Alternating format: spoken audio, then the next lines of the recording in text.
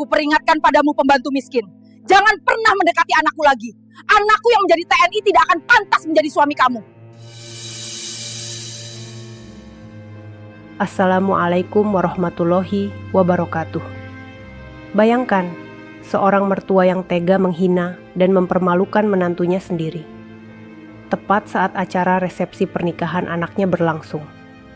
Hanya karena ia tak setuju, karena anaknya yang berstatus sebagai seorang TNI, memilih untuk menikah dengan seorang perempuan yang hanya bekerja sebagai seorang ART.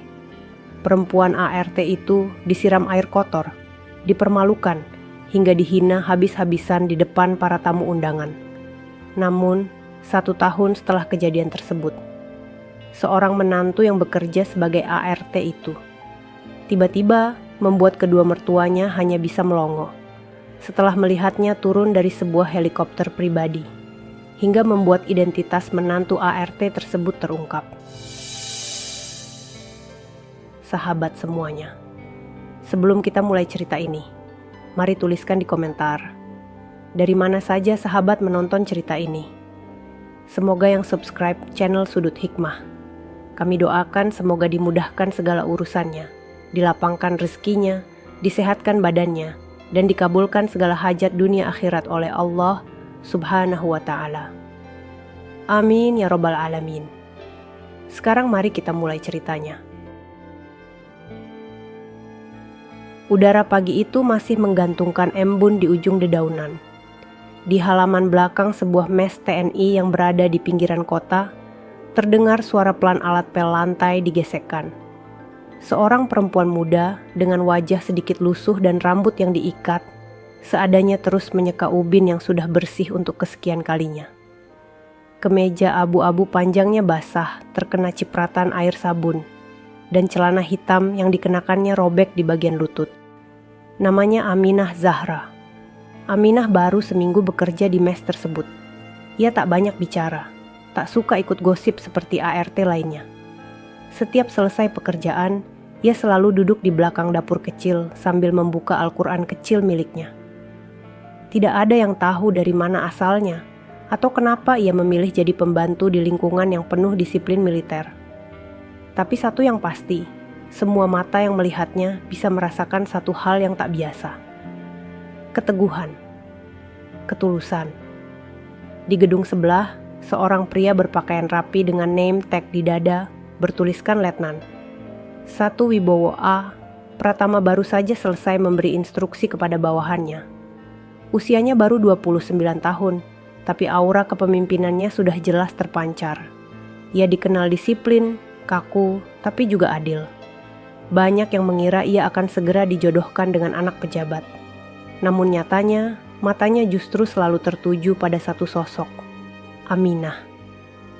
Dari balik jendela kaca di ruang kerja, Wibowo menyaksikan gadis itu sedang menyapu halaman. Pelan, tertib, dan rapi. Ada sesuatu dari cara Aminah memegang sapu yang membuat dada Wibowo bergetar aneh. Bukan karena cinta pada pandangan pertama, tapi lebih karena rasa penasaran. Siapa sebenarnya perempuan itu? Hari-hari berlalu, dan Wibowo mulai mencari alasan untuk berbincang. Kadang pura-pura tanya soal kebersihan, kadang pura-pura menegur karena seragamnya terlalu basah. Tapi Aminah tak pernah menatap langsung ke matanya. Ia selalu menunduk dan menjawab dengan sopan. Namun pagi itu berbeda. Saat Aminah sedang mencuci piring di belakang, terdengar suara gaduh dari dapur depan. Seorang tamu jenderal marah besar karena kopinya kurang manis. ART lain bersembunyi, tapi Aminah maju. Dengan tenang ia mengganti kopi itu, membungkuk sopan, dan berkata lembut, "Maafkan kami, Pak. Mungkin takaran gula saya belum sesuai selera Bapak." Semua mata terbelalak.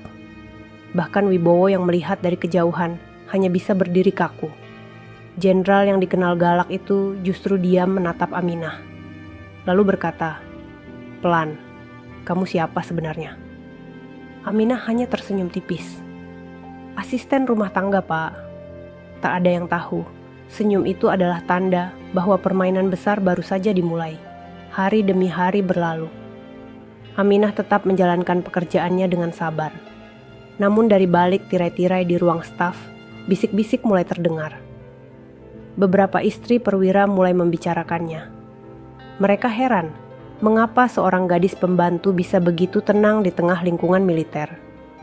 Tak sedikit yang menuduh Aminah berpura-pura sopan demi menarik perhatian para tentara muda. Namun yang tak mereka sangka, pria yang diam-diam diamati Aminah setiap malam dalam doa, ternyata juga diam-diam memperhatikan dirinya. Letnan 1 Wibowo semakin sering mencari alasan untuk bicara dengan Aminah. Kadang membahas soal buku, kadang menawari makanan, kadang hanya diam di dekat dapur dan memperhatikan dari jauh. Hingga suatu sore, di ruang makan mes, Wibowo memanggil Aminah secara langsung. Di hadapan para staf dan ART lainnya, dengan suara tenang namun tegas, ia berkata, "Aminah Zahra, aku ingin menikah denganmu." Suasana mendadak hening. Sendok jatuh ke lantai. Beberapa tentara muda saling melirik tak percaya. Ibu-ibu yang sedang menyeduh teh menahan napas. Dan Aminah hanya menatap Wibowo dengan mata membulat. Tubuhnya membeku dan jemarinya gemetar memegang gelas cucian. "Aku serius," lanjut Wibowo. "Kalau kamu bersedia, kita akan bicarakan ini secara baik-baik." Aminah menunduk dalam. Ia tak menjawab, tapi air matanya menetes satu-satu. Tak ada kata, hanya isyarat bahwa hatinya telah lama memilih pria itu.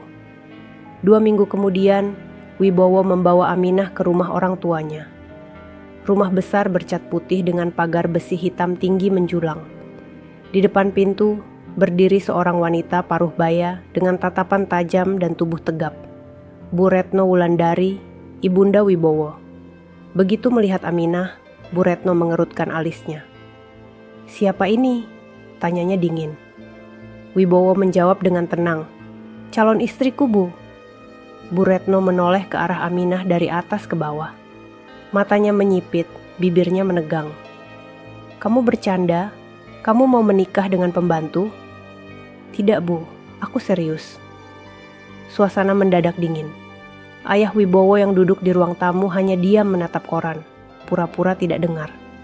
Tak ada satupun senyum.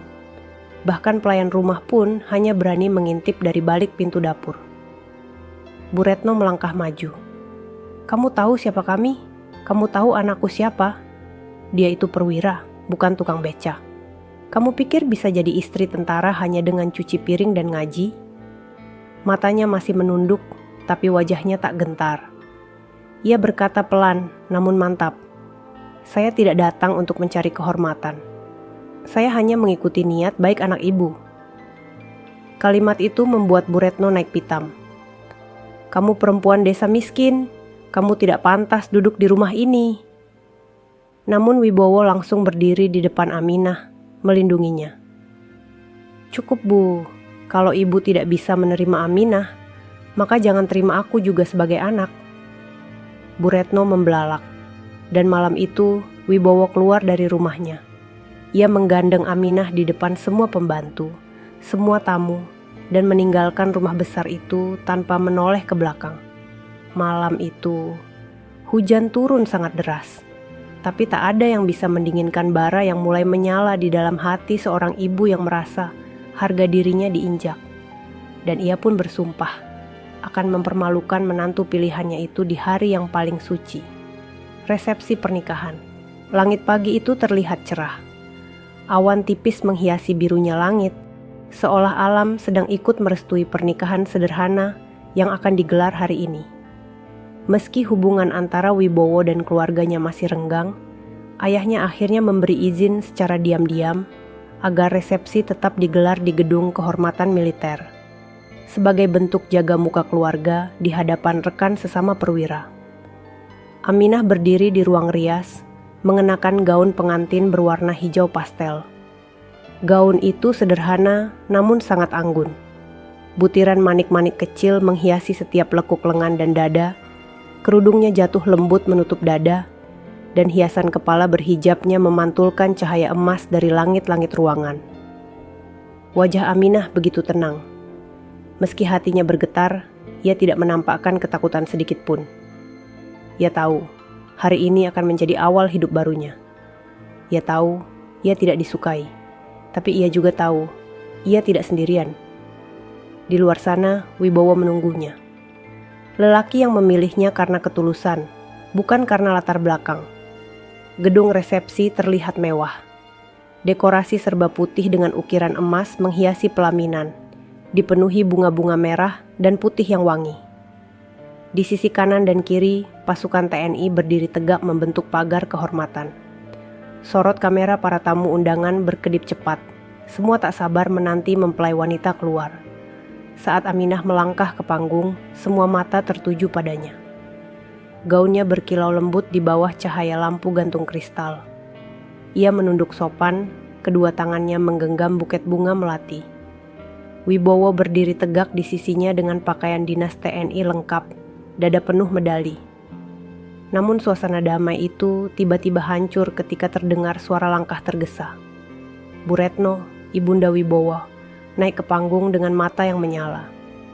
Di tangannya, ia menggenggam sebuah ember besar. Aminah menoleh.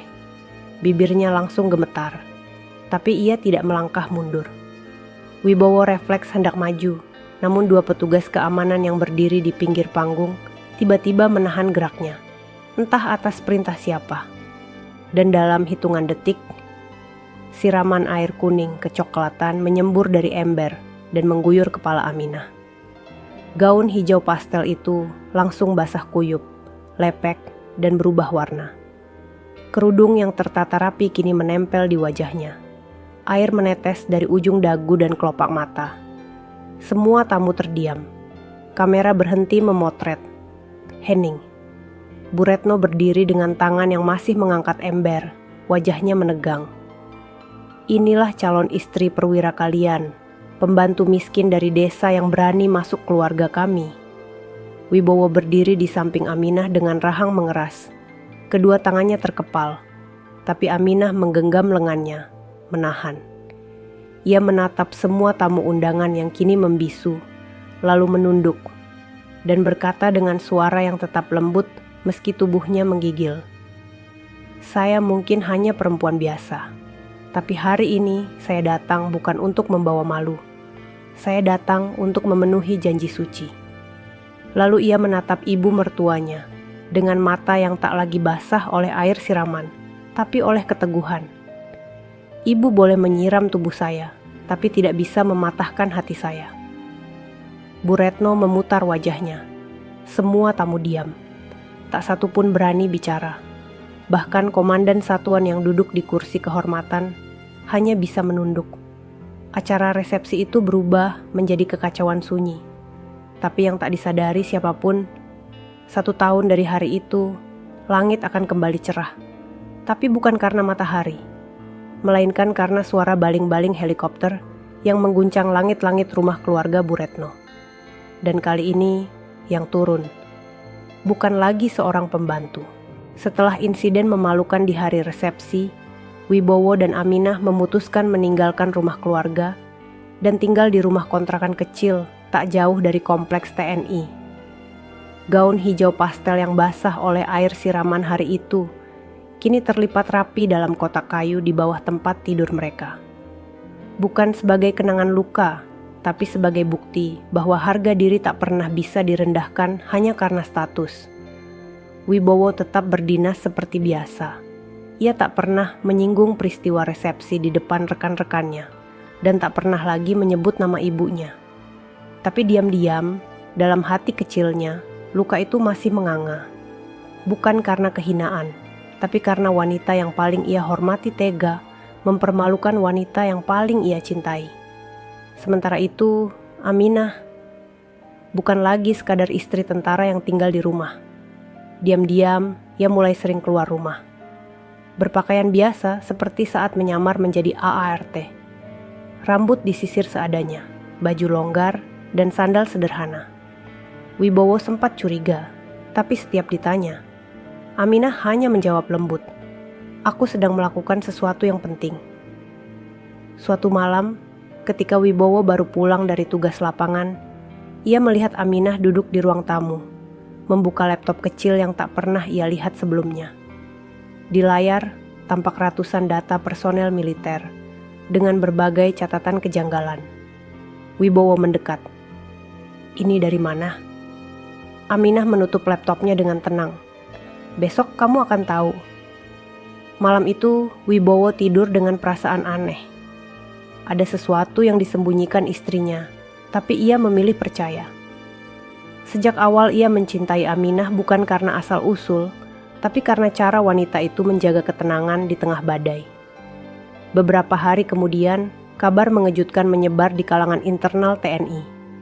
Seorang perwira senior bernama Mayor Sutarjo tertangkap menyalahgunakan dana logistik. Tak hanya itu, 2 staf administrasi dan 1 kepala bagian suplai juga tersandung kasus penggelapan.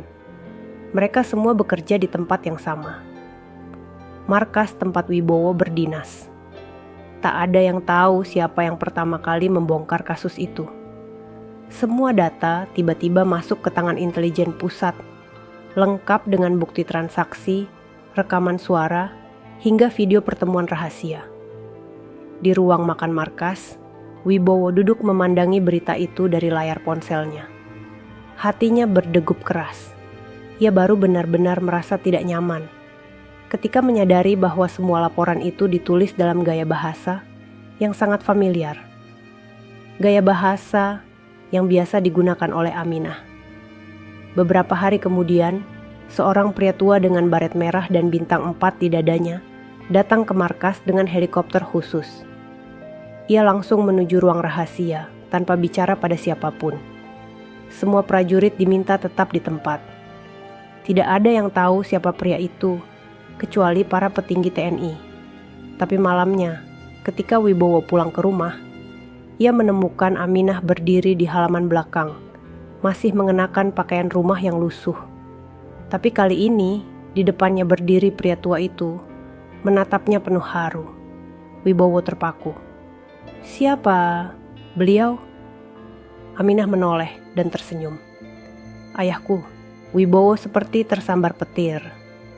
Dan di hari berikutnya, nama Aminah Zahra resmi diumumkan sebagai konsultan utama penyelidikan khusus internal TNI. Tapi pengumuman itu tidak dimuat di media manapun, karena tugasnya belum selesai. 1 tahun telah berlalu sejak pernikahan yang dibasahi air penghinaan. Aminah dan Wibowo hidup tenang di rumah sederhana, jauh dari kemewahan keluarga besar Wibowo. Tak pernah sekalipun Aminah menyesali keputusannya. Ia justru merasa bebas. Tidak ada tekanan untuk terlihat sempurna. Tidak ada ejekan karena pekerjaan. Yang ada hanyalah cinta dan saling percaya. Namun bagi Bu Retno, waktu berjalan lambat. Setiap hari ia mendengar kabar Wibowo lewat kerabat atau media. Tapi tak sekalipun ia mencoba menghubungi. Harga dirinya terlalu tinggi untuk meminta maaf. Dalam hati, ia masih merasa benar. Ia masih meyakini bahwa Aminah hanyalah gadis licik yang pandai berpura-pura suci demi meraih kehormatan lewat jalur pernikahan. Hari itu, suasana rumah mewah Bu Retno terlihat berbeda.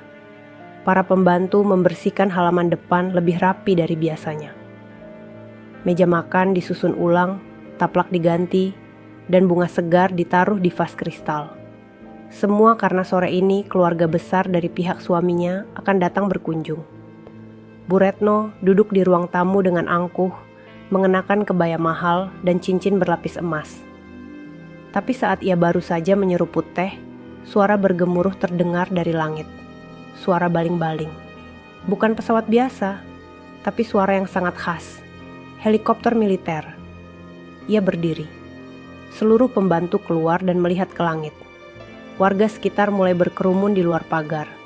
Dari kejauhan, helikopter berwarna hijau tua dengan lambang bintang merah putih di sisi badannya mulai menurunkan ketinggian. Perlahan mendarat tepat di halaman rumah keluarga Wibowo. Tanah bergetar, debu dan daun-daun beterbangan. Semua orang menahan napas. Tak ada yang tahu siapa yang datang. Pintu helikopter terbuka. 2 orang pasukan TNI berpakaian lengkap turun lebih dulu, berdiri di sisi tangga logam. Dan kemudian muncul sosok perempuan anggun. Gaun dinas wanita dengan jahitan rapi menyelimuti tubuhnya. Pundaknya memuat tanda pangkat letnan kolonel. Hijab hijau tua dikenakan serasi dengan baret kecil di samping. Ia berjalan menuruni tangga dengan tenang, penuh wibawa. Bu Retno memicingkan mata, mencoba mengenali sosok itu. Tapi ketika perempuan itu mendekat, seluruh wajahnya memucat. Itu Aminah. Aminah Zahra. Tapi bukan sebagai menantu biasa, melainkan sebagai Letnan Kolonel Aminah Zahra, putri kandung dari Jenderal Besar Mahfud Zahra, Panglima tertinggi TNI aktif, yang kini berdiri tegak tak jauh dari helikopter, menatap rumah Bu Retno tanpa senyum. Para tetangga hanya bisa melongo, para pembantu gemetar. Dan Bu Retno, tubuhnya perlahan terdorong mundur. Kedua tangannya melemas, dan cangkir teh jatuh pecah di lantai marmer. Wibowo turun dari mobil yang baru saja datang di belakang helikopter, membuka pintu, lalu berdiri di samping istrinya. "Bu," ucapnya dengan tenang, "kami hanya ingin bersilaturahmi." Aminah menunduk hormat. "Assalamualaikum, Bu." Dan hari itu, rumah mewah milik Bu Retno tak lagi menjadi simbol kehormatan, tapi menjadi saksi bahwa kesombongan tak pernah lebih tinggi dari keagungan takdir. Beberapa minggu setelah kedatangan helikopter yang mengejutkan warga dan membungkam seluruh rumah Bu Retno, suasana di lingkungan keluarga besar Wibowo tak lagi sama. Nama Aminah mendadak dibicarakan di kalangan tinggi, bukan sebagai pembantu yang menikahi perwira, tapi sebagai penyidik utama yang membongkar aib di dalam tubuh militer. Namun, tidak semua orang menerima perubahan itu dengan lapang dada, terutama Bu Retno.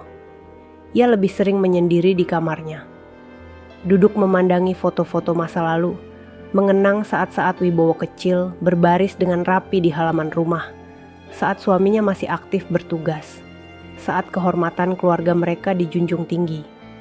Kini, kehormatan itu terasa retak, tidak oleh musuh dari luar, tapi oleh menantu yang dulu ia siram air kotor di atas pelaminan. Dia bisa saja punya pangkat, tapi tetap saja dia perempuan dari desa. Gumamnya pelan, suaranya nyaris tak terdengar. Sampai suatu malam, ketukan pelan terdengar di pintu utama rumahnya. Tok, tok, tok. Tak biasanya ada yang mengetuk malam-malam begini. Para pembantu sudah tidur. Suaminya pun sudah lama tak mau ambil bagian dalam urusan keluarga. Bu Retno turun sendiri, membuka pintu sambil menyalakan lampu depan. Tampaklah seorang pemuda muda berbadan tegap berdiri rapi di depan pintu, mengenakan seragam TNI. Wajahnya asing, tapi senyumnya sopan. "Selamat malam, Bu. Saya utusan dari markas besar. Ada yang ingin kami sampaikan." "Jam segini?" tanya Bu Retno tajam. "Mohon maaf, ini permintaan langsung dari atasan tertinggi," jawabnya sambil menyerahkan map berlogo TNI berwarna merah tua. Bu Retno menerimanya, lalu menutup pintu. Di ruang tamu, dengan rasa penasaran dan gugup, ia membuka map itu. Di dalamnya, ada surat resmi dari Jenderal Mahfud Zahra.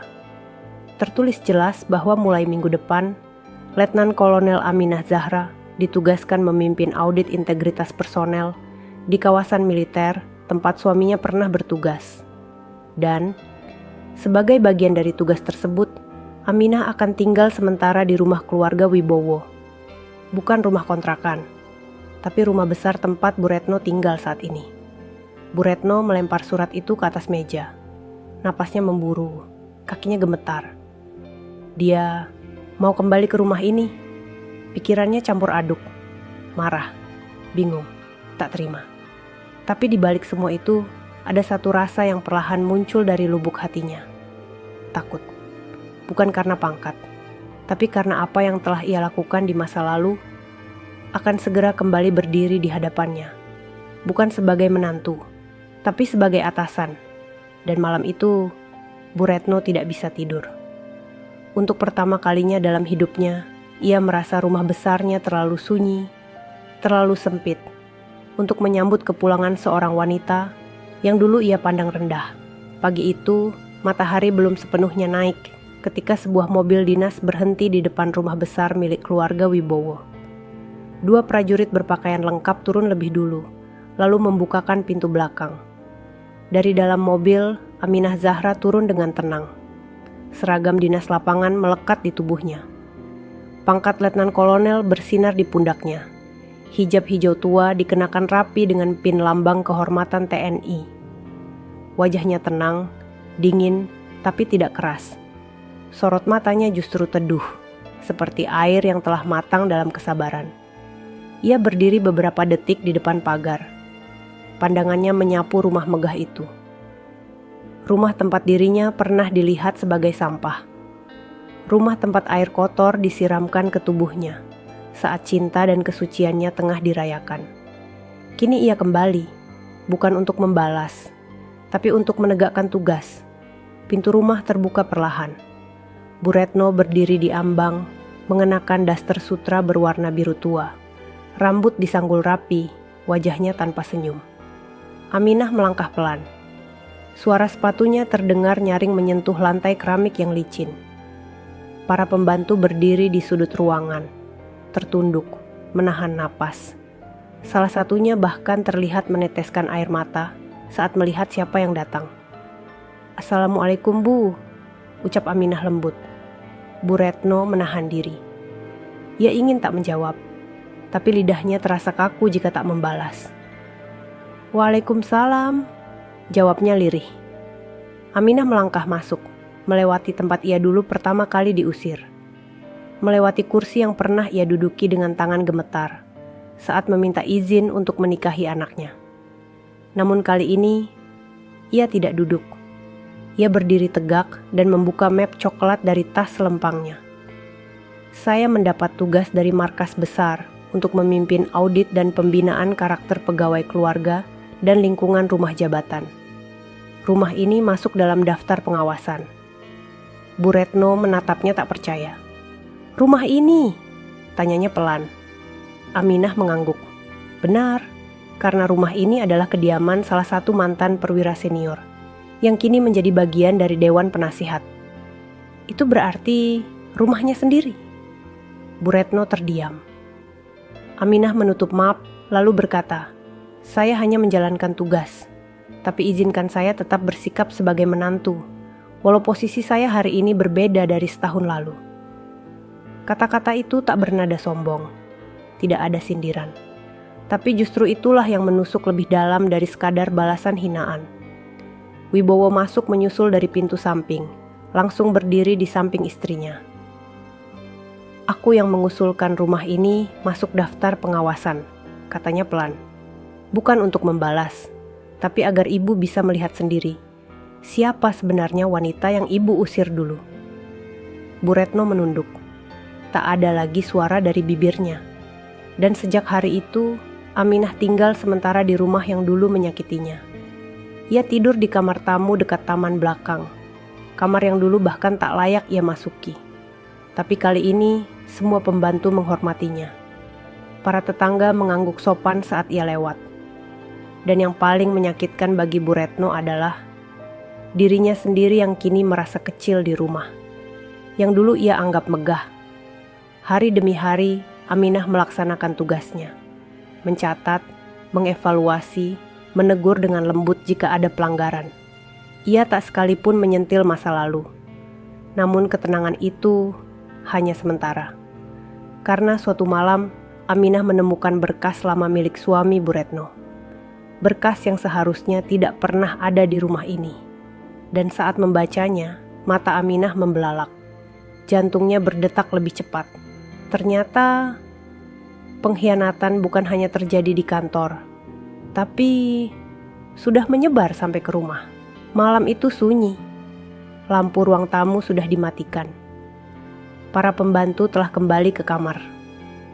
Di kamar kecil di belakang rumah, Aminah masih terjaga. Ia duduk di lantai, ditemani cahaya lampu meja, dan sebuah map lusuh berwarna krem yang tadi siang ia temukan terselip di balik rak buku tua ruang kerja mantan mertua lelakinya. Map itu tidak diberi label, hanya ada inisial kecil yang ditulis tangan. SPKTNI 80 9/3B. Dengan ragu, Aminah membukanya perlahan. Di dalamnya, Ada salinan surat rekomendasi, tanda tangan pejabat lama, serta tumpukan bukti aliran dana fiktif dari tahun-tahun sebelumnya. Dan di antara lembaran itu, tertulis nama yang tak asing, Kolonel Purnawirawan Harsono Wibowo, ayah kandung Wibowo. Tangan Aminah gemetar. Ia menelusuri tiap dokumen dengan cermat. Di balik setiap halaman, aliran dana berjumlah besar dicairkan atas proyek pengadaan alat logistik yang tak pernah ada.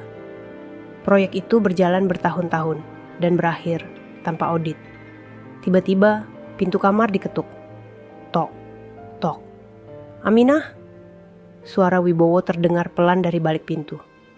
Aminah buru-buru menutup map dan menyembunyikannya ke dalam ransel. Sebentar, jawabnya. Ia membuka pintu. Wibowo berdiri dengan wajah cemas. Kamu belum tidur? Belum, tadi aku nemu dokumen tua. Aku baca-baca, jawab Aminah sambil tersenyum menahan gejolak di dadanya. Wibowo masuk dan duduk di ranjang. Ia tampak lelah. Aku ingin minta maaf atas semua yang terjadi antara kamu dan ibuku. Aku tahu. Luka itu belum sembuh. Aminah duduk di sampingnya. Luka itu memang masih ada, tapi sekarang bukan waktunya bicara tentang luka. Aku sedang mengerjakan sesuatu yang mungkin akan mengubah banyak hal. Wibowo menatap istrinya dalam diam. Ia tahu, kalimat seperti itu dari Aminah bukan ucapan biasa. Keesokan harinya, Aminah pergi ke markas besar dengan membawa dokumen itu dalam tasnya. Ia menyerahkan map tersebut langsung ke tangan komandan audit yang membawahi tugas lapangan. Di ruang tertutup itu, ia menyampaikan kronologi bagaimana ia menemukannya. Komandan itu menatap lembar demi lembar. Dahinya berkerut. Ini sangat serius. Lebih dari yang Bapak kira, ucap Aminah tenang. Kalau ini terbukti, bukan hanya mencoreng nama pribadi, tapi bisa menyeret kembali kasus lama yang dulu ditutup diam-diam. Aminah mengangguk. Saya siap jika harus memimpin tim penyelidikan lanjutan. Tapi saya minta satu hal. Apa itu? Jangan ungkap ini ke publik dulu, sampai saya bicara langsung dengan putra dari beliau. Wibowo, karena Aminah tahu, jika dokumen itu sampai terbuka tanpa persiapan, bukan hanya nama besar suami yang akan tercoreng, tapi juga seluruh hidup yang selama ini mereka bangun bersama. Dan malam itu, ketika ia kembali ke rumah, Bu Retno duduk di ruang makan sendirian. Tidak makan, tidak bicara, hanya memandangi selembar foto lama. Foto keluarganya, suami, anak dan dirinya. Ketika Aminah lewat, Bu Retno hanya bertanya satu kalimat, tanpa menoleh. Kamu nemu sesuatu di rumah ini ya? Aminah berhenti, tapi ia tidak menjawab, karena jawabannya akan mengguncang seluruh fondasi keluarga ini. Pagi itu hujan turun perlahan, menyisakan kabut tipis di halaman rumah Bu Retno. Embun menggantung di pagar besi, seperti air mata yang belum jatuh. Aminah berdiri di depan jendela kamarnya, menatap ke arah taman yang basah. Tangannya menggenggam map hitam kecil berisi salinan dokumen yang kemarin ia serahkan ke markas. Hari ini, ia sudah mantap. Ia akan bicara.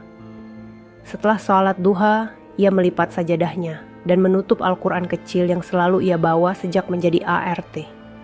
Lalu, dengan langkah tenang, ia menuju ruang tengah. Di sana, Wibowo sedang duduk menonton berita pagi.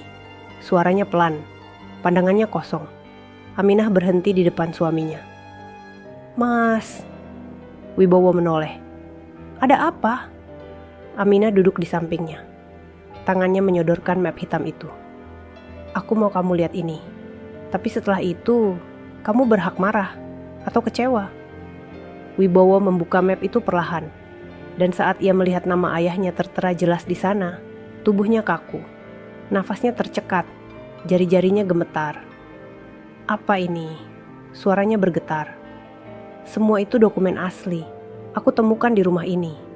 Di lemari kerja ayahmu, jawab Aminah pelan. Bukti penggelapan dana logistik, proyek fiktif, dan seluruh tanda tangan itu sah. Wibowo menutup map itu cepat, seolah tak sanggup melihat lebih jauh. Matanya merah, rahangnya mengeras. Kamu yakin akan meneruskan ini? Aminah mengangguk. Ini bukan tentang dia, ini tentang kebenaran. Ayahku sudah pensiun, dia sudah tua, dan rakyat yang makan nasi basi karena logistik palsu di masa itu sudah kehilangan harapan. Yang korupsi bukan cuma merusak angka, tapi merusak hidup orang, jawab Aminah lembut tapi mantap. Wibowo berdiri. Ia berjalan ke jendela, memunggungi Aminah. Tangannya mengepal di sisi tubuhnya. Lalu, ia berkata lirih, lakukan apa yang harus kamu lakukan. Aku tidak akan menghalangimu. Aminah terdiam. Air mata hangat jatuh di pipinya. Bukan karena sedih, tapi karena suaminya memilih berdiri di sisi kebenaran, meski yang akan tumbang adalah nama besar ayahnya sendiri. Sore itu, ia kembali ke markas besar. Di hadapan jajaran pejabat tinggi dan tim penyelidikan, ia berdiri tegak sambil menyampaikan laporan lengkap. Saya, Letnan Kolonel Aminah Zahra, menyatakan siap menjalankan proses investigasi hingga tuntas, meski harus melibatkan pihak keluarga saya sendiri.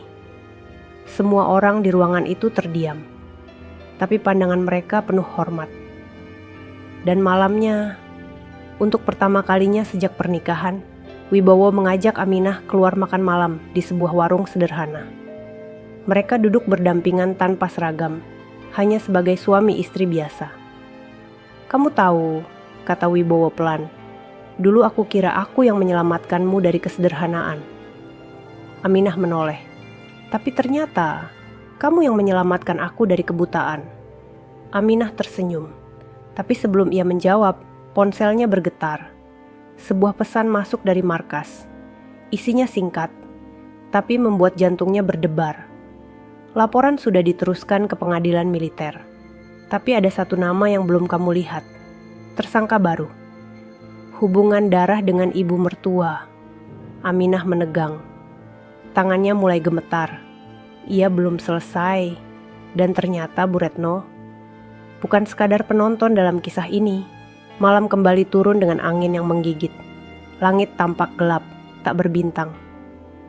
Aminah duduk di meja kerja kecil di kamar kontrakan yang dulu ia tempati bersama Wibowo sebelum kembali ke rumah mertua. Di hadapannya, layar laptop menampilkan berkas lanjutan hasil audit investigasi dari markas besar. Ia menarik napas panjang.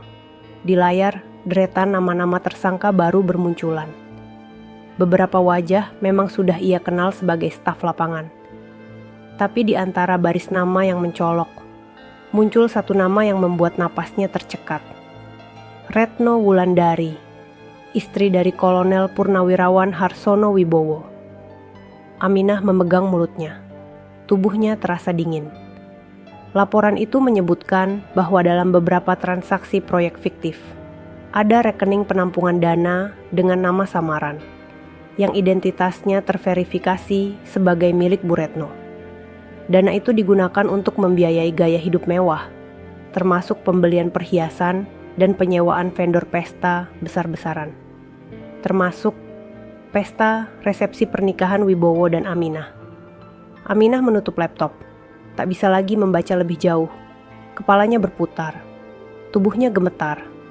Selama ini, dia dihina, disiram, direndahkan di hadapan tamu-tamu. Dan ternyata pesta yang dipakai untuk mempermalukannya itu dibiayai dengan uang hasil korupsi.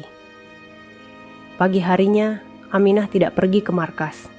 Ia mengenakan pakaian sederhana, lalu berjalan menuju halaman belakang rumah mertua, tempat Bu Retno biasa memberi makan burung-burung di sangkar.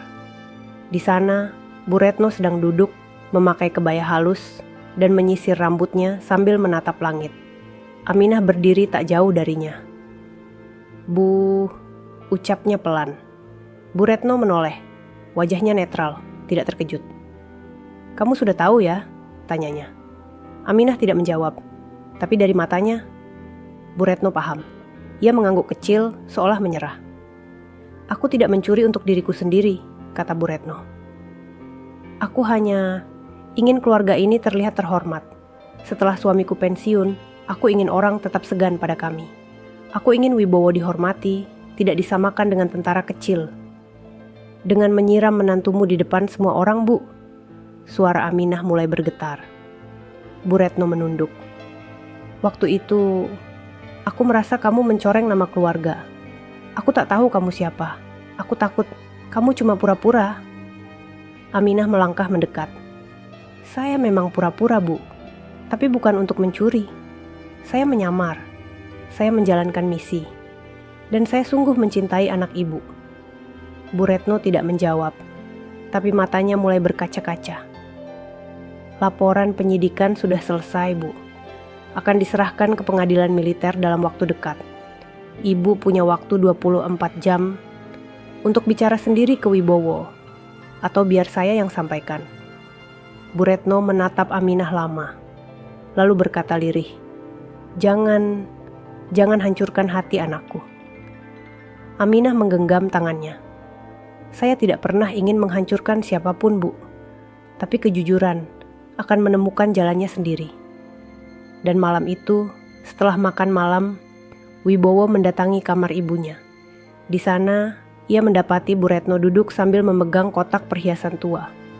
Sambil menahan air mata, Bu Retno menyerahkan kotak itu pada anaknya. Aku tidak layak lagi disebut ibu yang baik. Wibowo membuka kotak itu. Di dalamnya ada bukti rekening, surat transfer lama, dan foto-foto pesta resepsi mereka yang dulu. Wibowo tak berkata apapun. Ia hanya memeluk ibunya dengan wajah penuh luka. Dan hari itu, keluarga Wibowo tak lagi dipenuhi harga diri, tapi dipenuhi dengan rasa malu yang pelan-pelan mulai berubah menjadi penyesalan. Setelah malam itu, rumah besar milik keluarga Wibowo tak lagi terdengar ramai. Tak ada lagi tamu-tamu sosialita, tak ada suara tawa dari meja makan, dan tak ada lagi aroma masakan mahal dari dapur. Yang ada hanyalah kesunyian dan rasa canggung yang menggantung di udara. Wibowo mengurung diri di kamar selama 2 hari. Ia belum bisa menerima bahwa ibunya terlibat langsung dalam korupsi yang mencemari nama baik keluarganya. Meski ia sudah lama tahu bahwa kehidupan ibunya penuh ambisi dan keangkuhan, tapi ia tak pernah menyangka bahwa ambisi itu memanfaatkan jalur yang kotor. Sementara itu, Aminah tetap menjalankan tugasnya. Ia melaporkan perkembangan terakhir ke markas besar. Laporan final sudah masuk ke tangan penyidik utama. Nama Bu Retno dan suaminya termasuk dalam daftar pemeriksaan lanjutan, meski proses hukum belum diputuskan. Suatu sore, saat Aminah hendak keluar untuk menghadiri rapat koordinasi di luar kota, Bu Retno menghampirinya di depan pintu. "Kamu akan pergi lagi?" tanyanya pelan. Aminah mengangguk. "Hanya 2 hari, saya akan kembali setelah pelaporan disetujui." Bu Retno menunduk. Ia tampak lebih tua dari sebelumnya. Tatapannya tidak lagi tajam. Yang tersisa hanyalah keriput penyesalan. "Kalau aku ditangkap, kamu masih akan menganggap aku sebagai ibumu?" tanyanya lirih. Aminah terdiam. Lalu ia menjawab, "Saya tidak pernah membenci ibu, tapi saya juga tidak bisa menutupi kesalahan hanya karena ikatan keluarga." Bu Retno meneteskan air mata. Ia tak menangis keras, tapi tubuhnya gemetar saat ia menggenggam tangan menantunya. "Maafkan aku, semua ini aku lakukan demi gengsi, demi menjaga apa yang sebenarnya tak perlu dijaga." Aminah menatapnya. Yang harus dijaga bukan nama, tapi hati. Saat mobil Aminah melaju menjauh, Bu Retno berdiri sendirian di depan rumah. Ia tak lagi memegang ponsel mahalnya, tak lagi memakai perhiasan tebal, hanya daster polos dan sandal rumah. Tetangga yang dulu segan padanya, kini hanya mengangguk biasa. Tidak lagi hormat, tidak lagi membungkuk. Dan perlahan-lahan, rasa malu itu mengikis seluruh kebanggaan palsu yang dulu ia bangun bertahun-tahun. Hari-hari berikutnya, pemeriksaan mulai dilakukan. Tim penyidik militer datang ke rumah. Wibowo mendampingi ibunya dengan wajah tegas. Ia tidak membela, tapi juga tidak meninggalkan. Ia tahu kebenaran butuh ruang untuk tumbuh, bahkan di tengah puing-puing keluarga. Aminah sendiri ditunjuk menjadi saksi utama dalam sidang internal. Ia menyampaikan semua temuannya tanpa nada dendam, tanpa satupun kata penghinaan. hanya fakta. Dan di ujung sidang tertutup itu, Ketua Pengadilan Militer menyatakan bahwa Bu Retno akan menerima sanksi administratif berat, termasuk penyitaan harta yang terbukti hasil korupsi. Ia tidak dipenjara, namun harus menjalani rehabilitasi sosial dan wajib mengikuti program pendidikan anti korupsi untuk keluarga purnawirawan. Malamnya, Aminah pulang ke rumah. Ia menemukan Bu Retno duduk di depan cermin, memotong rambutnya sendiri.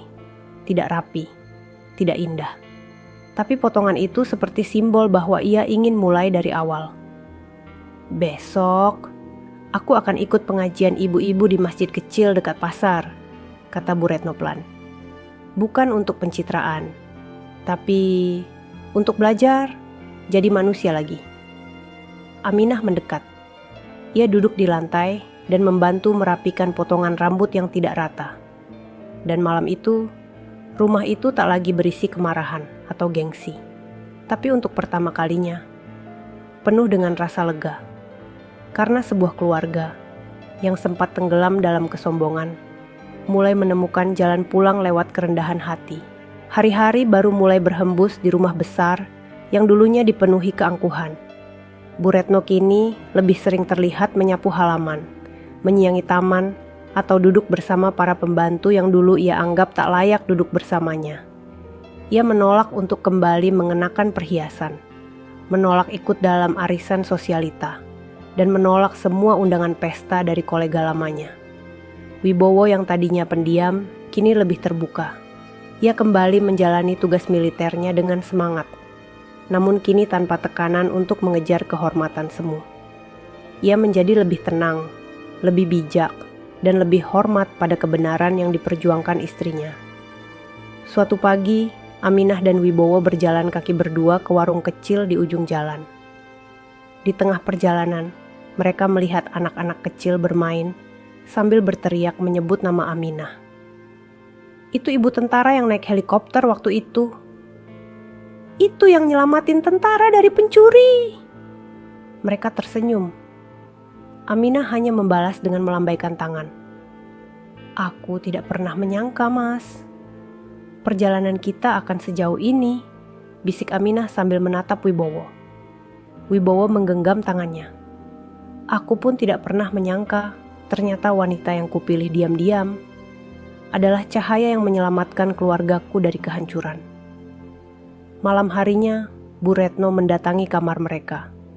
Ia membawa baki kecil berisi 2 gelas teh dan sepiring kue buatan tangannya sendiri.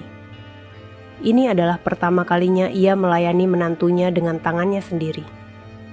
"Maafkan aku," katanya lirih, menunduk. Aminah bangkit dari duduknya, mengambil baki itu dan meletakkannya di meja. "Bu, kita sudah melewati semuanya. Allah telah menunjukkan jalannya." Wibowo ikut berdiri, lalu memeluk ibunya. Bu Retno menangis di bahu anaknya, untuk pertama kalinya, tanpa gengsi, tanpa topeng. Hanya sebagai seorang ibu yang tersesat, lalu akhirnya pulang. Sejak malam itu, mereka sering duduk bertiga, membahas kegiatan dakwah, program pembinaan keluarga militer, dan rencana jangka panjang Aminah di institusi. Aminah bahkan ditawari jabatan lebih tinggi, namun ia tolak. Ia lebih memilih berada di lapangan, dekat dengan rakyat, dan tetap menyamar dalam berbagai tugas. Dan ketika Bu Retno mulai rutin hadir dalam program rehabilitasi sosial, ia diminta membacakan testimoni dalam sebuah seminar terbuka bertema kesombongan yang membutakan. Di hadapan ratusan peserta, ia berdiri dengan suara parau. "Saya adalah contoh nyata bahwa harta dan kehormatan bisa membuat seorang ibu kehilangan akal sehat. Saya mempermalukan menantu saya sendiri, bukan karena dia salah, tapi karena saya buta. Dan saya bersyukur Allah menyelamatkan saya lewat anak perempuan yang dulu saya siram air kotor." Hadirin terdiam. Beberapa meneteskan air mata. Aminah berdiri di barisan paling belakang, diam-diam. Wajahnya tenang. Ia tidak butuh tepuk tangan. Ia tidak butuh pengakuan. Karena ia tahu, ketika hati seseorang berubah karena keikhlasan, maka Allah akan mengubah segalanya dengan cara yang tak bisa ditebak. Dan hari itu, rumah Bu Retno bukan hanya jadi rumah keluarga, tapi rumah baru bagi perubahan yang dimulai dari luka, berlanjut dengan kejujuran, dan berakhir dengan saling menggenggam tangan yang dulu sempat terlepas. Beberapa bulan telah berlalu sejak semua kebenaran terungkap. Nama Aminah Zahra makin dikenal di lingkungan TNI bukan karena pangkatnya, tapi karena keberaniannya menegakkan kebenaran meski menyentuh keluarganya sendiri. Banyak prajurit yang mulai membuka diri padanya. Bahkan beberapa istri perwira kini rutin mengundangnya sebagai pembicara dalam pengajian dan seminar pembinaan keluarga militer. Namun suatu hari, undangan yang datang padanya bukan dari kalangan biasa. Surat resmi dengan cap markas besar TNI tertulis tegas, upacara penghargaan nasional, tanda kehormatan atas jasa luar biasa dalam penegakan integritas. Upacara itu akan digelar di pusat komando utama, dan Aminah diminta hadir sebagai penerima utama. Ia sempat menolak secara halus. Namun atas desakan atasan dan izin langsung dari panglima tertinggi, yang tak lain adalah ayahnya sendiri, ia akhirnya bersedia. Hari itu pun tiba. Aula utama markas besar TNI dipenuhi tamu penting dari berbagai satuan. Kursi kehormatan diisi oleh para jenderal, penasihat militer, bahkan perwakilan menteri. Panggung megah berdiri dengan layar besar yang menayangkan kilas balik pengabdian Aminah sejak masa penyamaran. Saat namanya dipanggil, ruangan hening. Langkah Aminah tenang saat menaiki panggung. Seragam dinas upacaranya rapi. Tanda pangkat letnan kolonel terpancang jelas di pundak. Wajahnya tidak berubah, tetap sederhana, tetap teduh. Di belakang, Wibowo berdiri tegak dalam balutan seragam TNI dengan dada membusung bangga. Di sebelahnya, Bu Retno mengenakan baju gamis putih bersih, kerudung syar'i, dan air mata tak henti mengalir di pipinya. Saat Aminah menerima medali emas kehormatan dan berdiri di hadapan mikrofon, ia hanya berkata singkat, "Yang saya perjuangkan bukan untuk mengangkat nama saya, tapi agar institusi ini yang saya cintai tidak dipenuhi orang yang hanya terlihat gagah di luar, tapi busuk di dalam." Tepuk tangan meledak. Beberapa petinggi meneteskan air mata. Bahkan beberapa istri jenderal tampak menunduk dalam diam, seolah malu atas hinaan mereka dulu saat Aminah masih menyapu lantai di mes. Setelah upacara selesai, Panglima tertinggi, ayah Aminah, mendekatinya dan memeluknya di depan seluruh undangan. "Putriku," katanya sambil menahan suara, "kau telah menyelamatkan wajah bangsa ini lebih dari yang bisa ayah lakukan dengan bintang di dada." Aminah tak berkata-kata. Ia hanya mencium tangan ayahnya dan menatap Wibowo, yang kini menunduk khidmat, bukan sebagai suami, tapi sebagai prajurit yang hormat kepada atasannya dan bangga pada istrinya. Saat mereka kembali ke rumah, ratusan warga desa dan masyarakat sekitar sudah menunggu di luar gerbang. Mereka mengangkat spanduk bertuliskan, "Selamat untuk Letkol Aminah Zahra." Dari pelayan sederhana menjadi penegak kebenaran bangsa, Bu Retno keluar pelan dari dalam rumah, membuka pagar, dan mencium tangan Aminah di depan semua orang. "Saya dulu pernah menyiramkan air kotor ke tubuhmu," ucapnya gemetar, "dan hari ini, biarkan saya mencuci kakimu dengan air bersih, karena saya bukan hanya ibumu, tapi muridmu." Aminah menarik Bu Retno dalam pelukan. Tangis pecah. Seluruh warga terdiam. Kamera televisi merekam momen itu. Dan sejak hari itu, tak ada satupun kepala yang berani menatap Aminah dengan pandangan rendah. Karena ia membuktikan bahwa kehormatan sejati tidak datang dari gelar, bukan dari jabatan, bukan dari harta, tapi dari hati yang tidak goyah, meski diludahi. Hari-hari setelah penghargaan itu berlalu dalam ketenangan.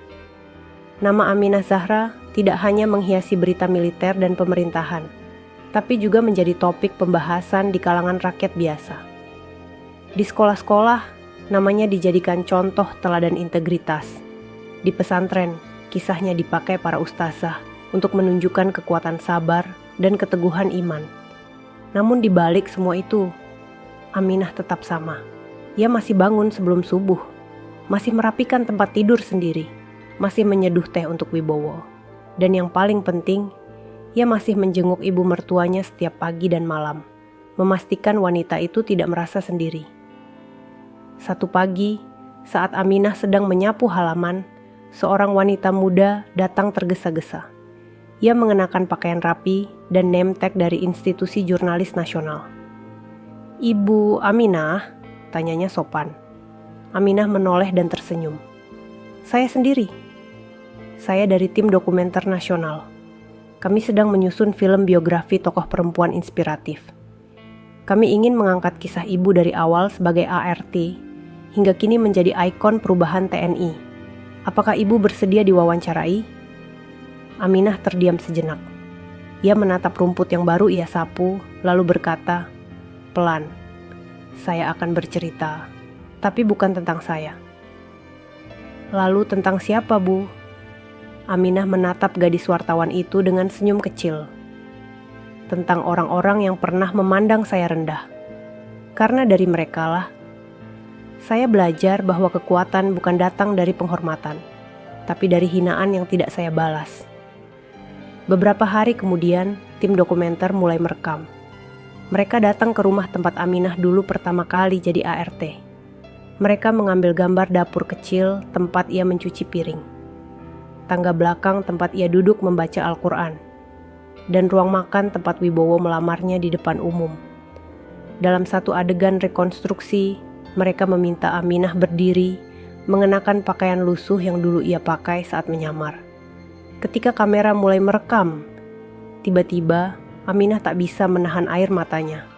Ia menatap lantai dingin itu, dan tubuhnya perlahan bergetar. Karena ia teringat hari ketika tubuhnya disiram air kotor di atas pelaminan.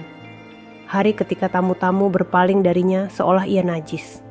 Hari ketika ia hanya bisa menunduk, memeluk dirinya sendiri, sambil berkata dalam hati, "Ya Allah, jangan biarkan aku membalas kebencian ini dengan kebencian juga." Salah satu kru mendekat dan menghentikan rekaman.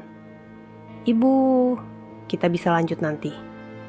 Tapi Aminah mengangkat tangannya.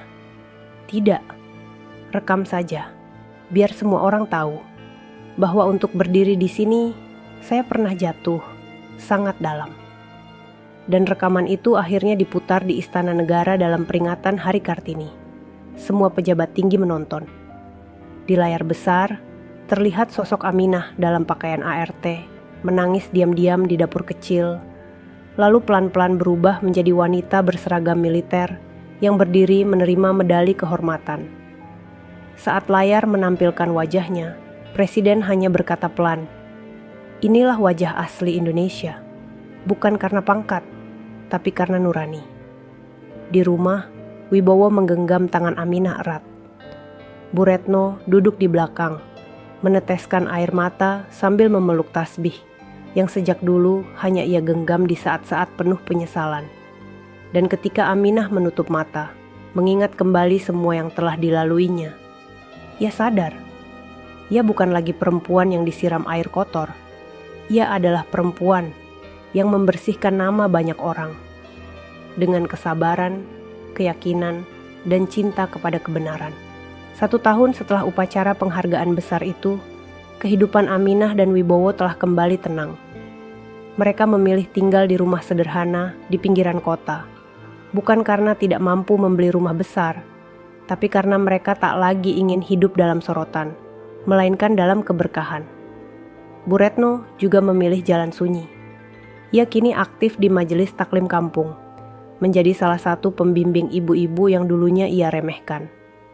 Setiap Jumat, ia berjalan kaki ke masjid kecil, membawa termos teh dan kue untuk dibagikan usai pengajian. Ia bukan lagi istri purnawirawan yang disegani karena harta, tapi dihormati karena kesungguhannya memperbaiki diri. Suatu sore, hujan turun deras. Aminah duduk di teras rumah, mengenakan kerudung sederhana sambil membacakan Al-Quran untuk anak kecil tetangganya. Di pangkuannya, ada anak perempuan berusia 5 tahun yang memeluknya sambil berkata, "Bu Aminah, aku mau jadi perempuan kuat kayak ibu." Aminah tersenyum dan mengecup kening anak itu. Tak lama kemudian, Wibowo datang membawa seikat bunga melati segar.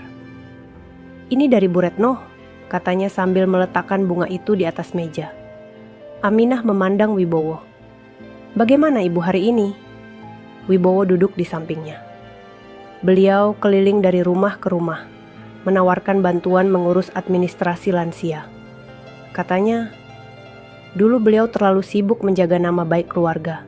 Sekarang beliau ingin menjaga nama baik di hadapan Allah. Mata Aminah berkaca-kaca. Ia mengangguk pelan.